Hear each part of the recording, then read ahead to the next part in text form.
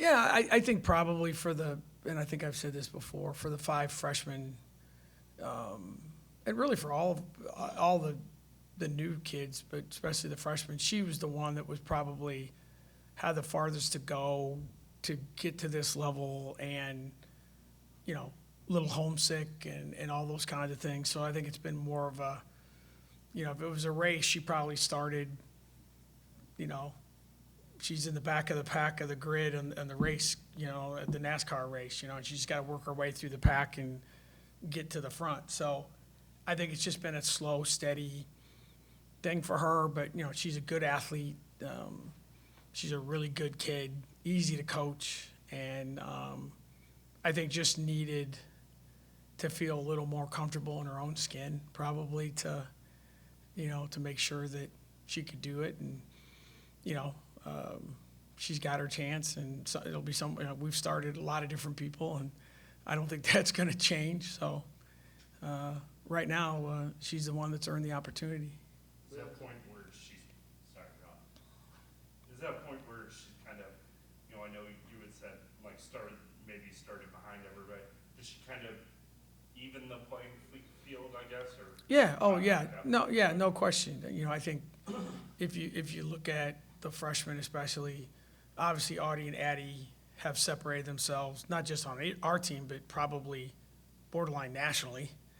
And then Kelsey, AJ, and JB are they're all playing 15 to 20 minutes, and it depends on the game. And, Kelsey plays 30 minutes in one game because she's playing great, and then JB, and then AJ gives us a defender, ball handler. So that's a good thing to kind of mix and match there. And we've decided to bring Nye off the bench to, maybe ease some things for her. And so, yeah, I guess right now the easiest way to say is there's no hesitation whatsoever in any of the 9, and JB certainly falls into that now, where probably a month ago you probably wouldn't have said that. Bill, to go back to the first question of May, Tony asked,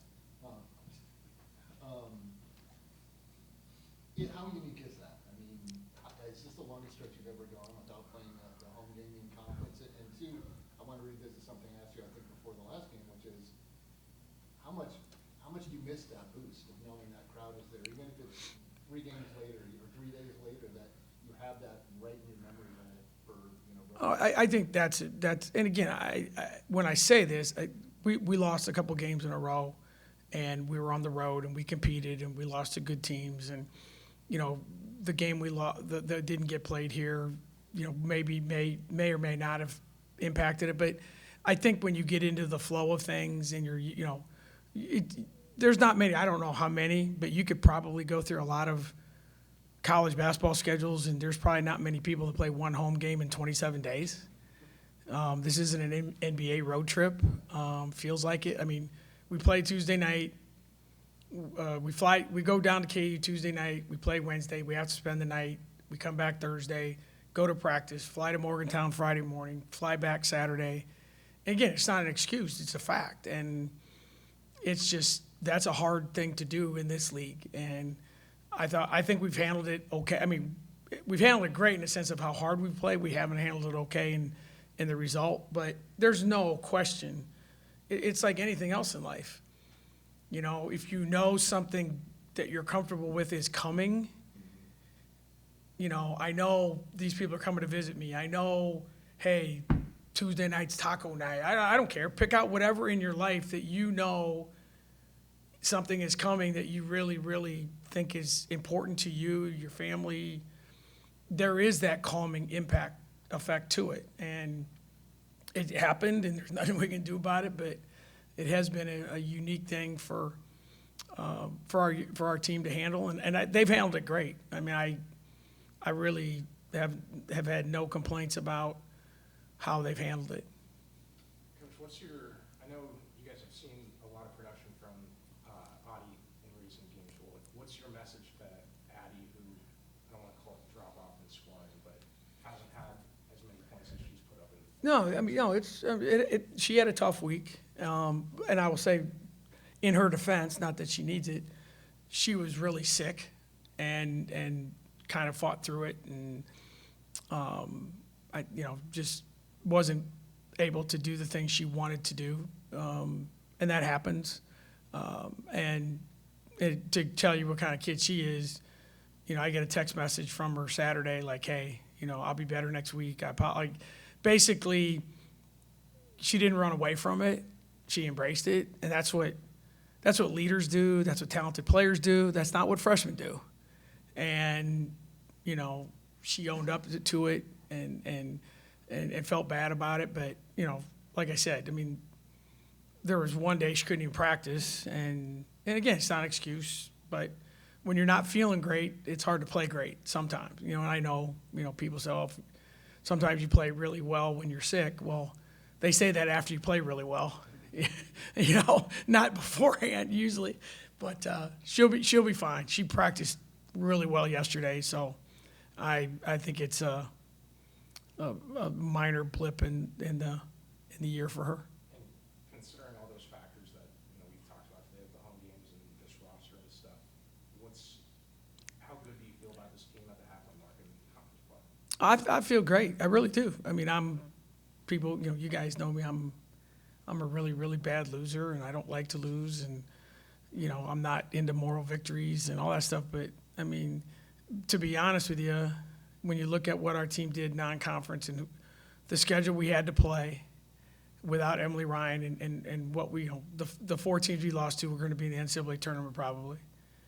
And then if you would have said, all right, it's Christmas Day and predict your record after the first 9, if you would have said 6-3, I think most people would have been like, that's pretty damn good. Now, after you're 5-0, people don't think 6-3 is very good. I get that. There's a recency bias there. But I really, the way they've handled things, the way they've competed, all 9 games we've played as hard as we could play. We have not always played well, but we've played really hard. So I really, don't have any complaints about where we are and the possibilities moving forward. Where are you guys from a health standpoint right now? It sounded like there's some sickness. We had some sickness last week that I think we've kind of come out of. So I think we're okay there. AJ's still got the little thing on her hand, but it's just more about how do we get her comfortable and experiment with the taping every single day. But she's a tough kid and he's played. But really, I mean, for going into late January, early February, we're probably in as good of shape as we probably could ask for. I mean, and I've said this before, Aaron, our strength coach, and Tessa, our trainer, have done, I just said on the Zoom for TV, they might be the most valuable players, co-MVPs of our program, the way they've handled all this stuff. And they're both new and what they've had to deal with this year. So we have no excuse, I guess would be even a better way to put it. So we're ready to play. What does it say about your team that, I remember when you were 5-0, you said you're 5-0 and could be 0-5. Well, you lose 3 straight, but in all of those games you could have gotten put away, and you never really did. Right. And you hung in them. And I mean, to have a young team that's able to be that resilient, it seems to be a theme for this team. Yeah, I do think it is a theme. And I think you look at all the games that we've played, even the ones we've won, I mean, there's been times, obviously the West Virginia one is the most documented, but, Baylor and, the Kansas game at home, we're down 11 in the second quarter. It's like our kids just, they will compete, and they're going to compete with and for each other. I think they don't, and maybe because they don't know any better, they don't pay that much attention. And, the thing that I keep telling them is, we're trying to teach them, the other team can take things from you, but they can't take your will. They can't take your will to compete. They can't take your will to represent the fan base. And those are things I think they have, our team has understood that, that if you lose a game on a scoreboard, it's like I told them the other night, like the scoreboard's going to go dark. They're going to turn there's going to be a game tomorrow night, and at some point the Hilton guys are going to turn the switch off, and it's dark. Well, what's the light inside of you?